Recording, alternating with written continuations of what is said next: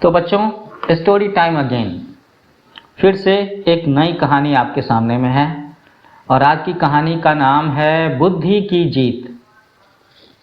सभी लोग चाहते हैं कि बुद्धिमान आदमी की जीत होनी चाहिए, तो हम लोग बुद्धि की जीत कहानी पढ़ने जा रहे हैं। एक समय की बात है कि एक जंगल में बहुत सारे हाथी रहते थे और वे सब के सब इकट्ठे रहते थे।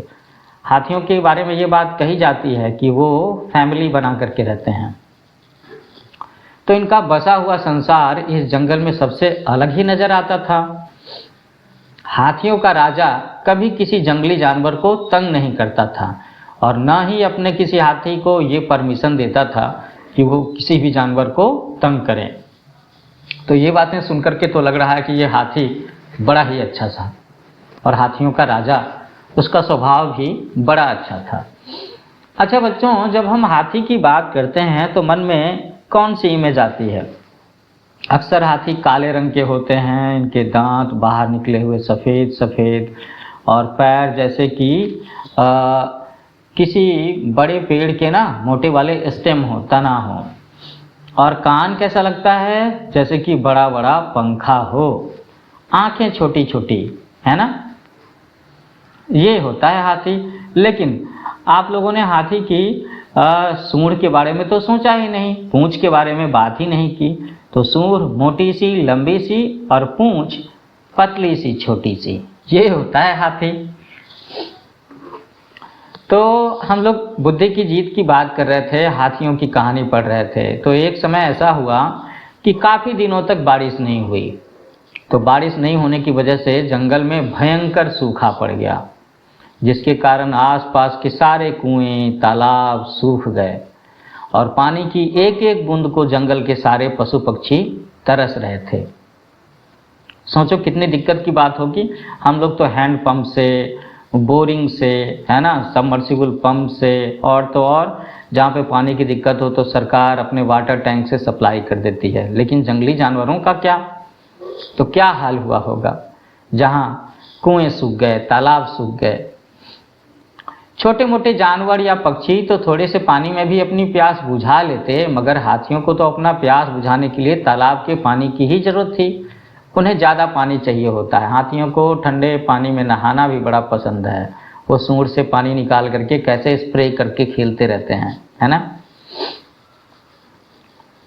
यही कारण था कि सारे हाथी इकट्ठे होकर के अपने राजा के पास गए और कहने लगे, महाराज, क्या आप नहीं देख रहे हैं कि हम सब प्यास के मारे मर रहे हैं? हमारे बच्चे पानी की एक एक बूंद के लिए तड़प रहे हैं। यदि यही हाल रहा तो हम सब प्यास से मर जाएंगे। ऐसे ही सारे हाथियों ने अपने राजा को ये बात कहेगी। नेचुरली भाई, लोगों को दिक्कत होगी। अब घर में दिक्कत होती है तो लोग फैमिली हेड, पापा मम्मी के पास जाते हैं, है ना? और अगर अपने स्टेट में कोई प्रॉब्लम हो तो चीफ मिनिस्टर के पास जाते हैं, डिस्ट्रिक्ट में प्रॉब्लम हो तो मेयर के पास जाते हैं, देश की प्रॉब्लम हो तो हम लोग किससे उम्मीद करेंगे? प्रधानमंत्री से। तो यहाँ पर राजा से उम्मीद की जा रही है। तो हाथियों के राजा के लिए एक नाम है हस्तिराज। हस्तिराज हस्तिराज बहुत चिंतित हुआ। राजा था और एक सिंसियर राजा था। इसमें कोई संदेह की बात नहीं कि पानी ना होने के कारण सब लोग संकट में फंस चुके थे।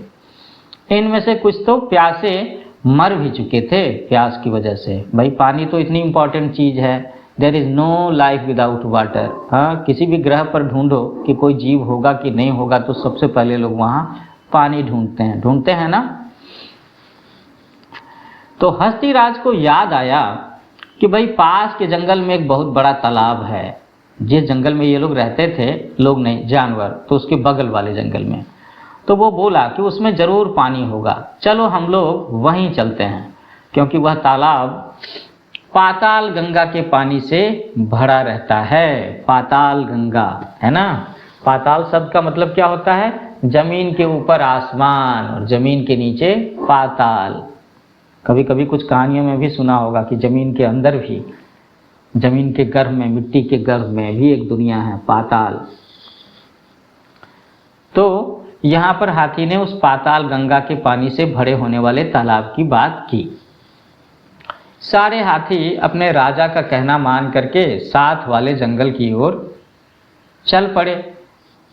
राजा की बात माननी भी तो चाहिए।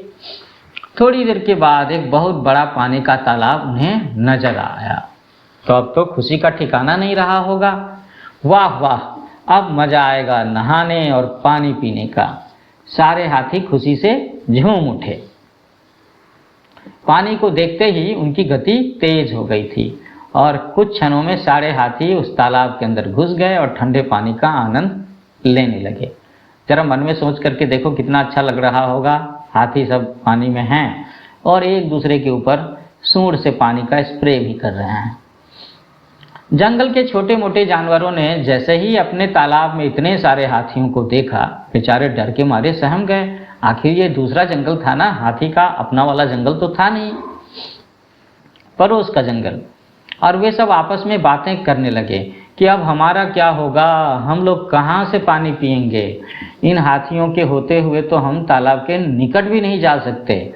इन हाथियों को तो अब ये तालाब मिल गया है, अब ये हर रोज यहाँ पर आया करेंगे।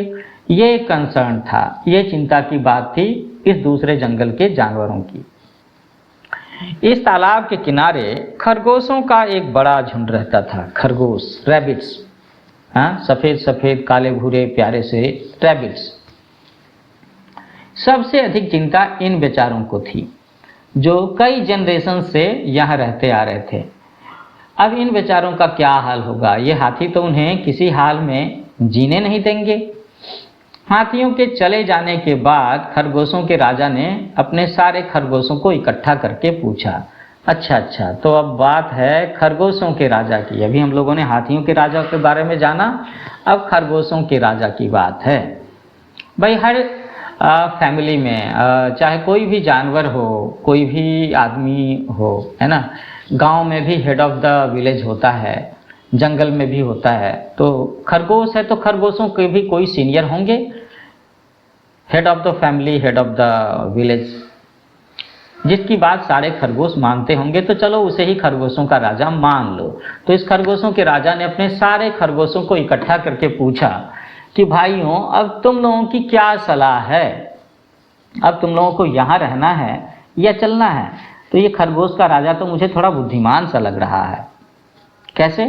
क्योंकि वो डिसीजन लेना तो चाहता है, लेकिन इसके बारे में अपने ना प्रजा से, जूनियर जो खरगोश हैं उन सब से भी चर्चा कर रहा है, डिस्कस कर रहा है, उनकी भी बात एक बार सुन लेना चाहता है कि क्या किसी के पास में कोई बढ़िया सा आइडिया है। तो हाथियों का डर खरगोशों के मन में ऐसे बैठ चुका था कि जान भला किसको प्यारी नहीं होती। इसलिए सारे खरगोश एक साथ बोल उठे कि अब हम यहाँ नहीं रहेंगे, अब हम यहाँ नहीं रहेंगे, हमें इस तालाब को जल्दी से जल्दी छोड़ देना चाहिए। जल्दी से जल्दी के लिए हिंदी में बड़ा प्यारा शब्द है यथाशीघ्र। यथा से और भी आप शब्द बना सकते हो, यथोचित, यथाशक्ति। मगर इनमें से एक बूढ़ा खरगोश पूरी ताकत से चीखता हुआ बोला, नहीं, हम अपने खानदानी घर को छोड़ करके कहीं नहीं जाएंगे, हम यहीं पर रहेंगे, यहीं पैदा हुए हैं और यहीं मरेंगे। ऐसे कहा उस बूढ़े खरगोश ने और पूरी ताकत लगा करके। अब इस बूढ़े खरगोश की बात सुनकर के सारे खरगोश हैरान हो गए। वे सोचने लगे कि यह अकेला ही क्यों मरने के लिए तैयार बैठा है। अक्सर फैमिली में, गांव घर में जो लोग बहुत ज़्यादा बूढ़े होते हैं तो वो थोड़ा सा उन्हें अलग थलग सा रहना होता है, लोग उनको ज़्यादा वैल्यू नहीं देते। यहाँ पर भी थोड़ा सा कुछ ऐसा सिनेरियो हो रहा है कि बाकी खरगोशों ने इस बूढ़े खरगोश की बात पर ऐसा सोचा कि ये अकेला क्यों मरने के लिए तैयार बैठा है, क्या इसे जीने की कोई इच्छा नहीं। तो बाकी सबने मिलकर के राजा से कहा कि महाराज, केवल एक के लिए हम सब नहीं मर सकते। हमारे विचार में हमें यहाँ से ना चलना ही चाहिए, इस जगह को छोड़ देना चाहिए, क्योंकि यहाँ पर हाथियों ने कब्जा कर लिया है, एक तरह से कह लो, इस तालाब पर। मैंने कहा कि हम यहाँ से नहीं जाएंगे, मतलब नहीं जाएंगे। यदि कोई यहाँ से जाएगा तो हाथी ही जाएंगे। ऐसे कहा उस बूढ़े खरगोश ने फिर से अपनी दमदार आवाज में। हाथी जाएंगे? हा हा हा हा हा हा। तो लो और सुनो, खरगोश हाथियों को भगाएंगे। ये एक नई बात सुनो जो कि अनहोनी और असंभव है, इम्पॉसिबल, हो ही नहीं सकता। तो ऐसी बात सोची बाकी सारे खरगोशों ने बूढ़े हाथी की इस बात को, बूढ़े खरगोश की बात को सुन करके, जिसमें उस बूढ़े खरगोश ने बड़े दम के साथ में कहा था कि नहीं, हम लोग अपनी ज़मीन अपनी जगह छोड़ करके नहीं जाएंगे। अगर यहाँ से कोई जाएगा तो जो हाथी बाहर से यहाँ आए हैं उन्हें वापस जाना होगा। तो इस तरह से सारे खरगोश मिल करके उस बूढ़े खरगोश का मजाक उड़ाने लगे। मगर खरगोशों का राजा कुछ गंभीर हो गया। उसने सोचा कि भाई ये बूढ़ा खरगोश भी तो अनुभवी है, काफ़ी लंबी उम्र जी है, और अगर ये कह रहे हैं तो एक बार सोचना तो चाहिए कि ये ऐसा कैसे कह रहे हैं और क्या पॉसिबिलिटी है, इनके मन में कौन सा आइडिया है। तो उसने बूढ़े खरगोश की ओर बड़े ध्यान से देखते हुए कहा कि आदरणीय, रिस्पेक्टेड सर, आप हम सबसे बड़े हैं, इसलिए हम आपकी इज्जत करते हैं। आज जब हम सब संकट में फंस चुके हैं तब केवल आपकी बुद्धि से ही बच सकते हैं। क्या वास्तव में आपको ये विश्वास है कि हम लोगों के पास कोई तरीका बचा है कि हम इन हाथियों से बच सकते हैं? तो भाई मैं तो कायल हो गया खरगोशों के राजा की। उसने इस बूढ़े खरगोश से कितनी पोलाइटली बात की, कैसे कहा। तो वो बूढ़ा खरगोश जवाब देता है कि हाँ महाराज, आप निश्चिंत हो जाइए, है ना, ये सारा काम आप मुझ पर छोड़ दीजिए, मैं अकेला ही उन हाथियों को इस तालाब से भगा दूंगा। ये तो बहुत कॉन्फिडेंस वाली बात हो गई, कहीं ना कहीं इसमें थोड़ा सा ओवर कॉन्फिडेंस भी लग रहा है, और ऐसा उन बाकी खरगोशों को और खरगोश की राजा को भी लगा होगा। आश्चर्य तो लगा ही होगा, विश्वास ही नहीं हो रहा होगा कि भाई ये बूढ़ा खरगोश अकेले इन सबको, इतने सारे हाथियों को कैसे भगा सकता है। तो ठीक है, जैसा उचित हो आप वैसे ही करो, हम सब आपके साथ हैं, ऐसे कहा उस खरगोश के राजा ने उस बूढ़े खरगोश से। अब दूसरे दिन बूढ़ा खरगोश उस हाथी राजा के पास पहुंचा और जाते ही बड़े तेज अंदाज में कहने लगा कि देखो हाथीराज, मैं चंद्रलोक से चांद का दूत बन करके आया हूँ। आप प्रतिदिन जिस तालाब में नहाने जाते हैं वहाँ का पानी गंदा करते हैं और वहाँ पर रहने वाले खरगोशों के मन को दुखी करते हैं।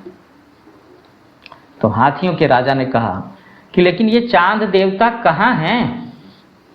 आज भगवान चांद स्वयं उस तालाब में पधार कर उन खरगोशों का दुख बांट रहे हैं। उनका यह आदेश है कि आप आज के बाद उस तालाब पर नहाने अथवा पानी पीने नहीं जाएंगे, क्योंकि देवराज चांद स्वयं उस तालाब में प्रस्थान कर रहे हैं। ऐसे कहा खरगोशों में से बूढ़े खरगोश ने। किससे कहा? हाथियों के राजा को कहा। तो क्या देवराज चांद उस तालाब में आ गए हैं? हाथियों के राजा ने कहा। हाँ, यदि विश्वास ना हो तो आज रात को स्वयं आकर चांद देवता के दर्शन कर लेना। ऐसी बात कहा उस बूढ़े खरगोश ने। किससे कहा? हाथियों के राजा से। अब हाथियों का राजा कहता है कि हाँ, मैं आज रात अपने प्रभु के दर्शन करने अवश्य आऊँगा। हाथी राज की बात सुनकर के खरगोश वहाँ से वापस आ गया। कौन वापस आ गया? बूढ़ा खरगोश। अब ये पूर्णिमा की रात थी। पूर्णिमा समझते हो ना? Full moon. कितना बड़ा चांद दिखता है और चांद की रोशनी कितनी प्यारी दिखती है सब जगह। कई बार तो ऐसा लगेगा कि आंगन में या सड़कों पर इलेक्ट्रिकल लाइट चलाने की ज़रूरत ही नहीं है। और मुझे तो लगता है कि कुछ बच्चे ऐसे भी सोच सकते हैं कि हम लोग इस रोशनी में फुटबॉल ही क्यों ना खेल लें, इतनी रोशनी होती है।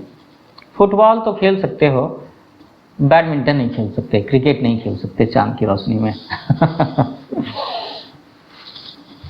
तो ये पूर्णिमा की रात थी। दूर आकाश पर पूर्णिमा का चांद पूरी शान से चमक रहा था और उसकी पूरी छाया तालाब में पड़ रही थी। ये सिनेरियो था। इसी रात की बात हुई थी। हाथी राज उस रात में अकेला ही निकला, हाथियों का राजा। बूढ़ा खरगोश पहले से ही उसके इंतजार में तालाब के किनारे खड़ा था। हाथी को देखते ही वो हंसकर बोला, आओ गजराज।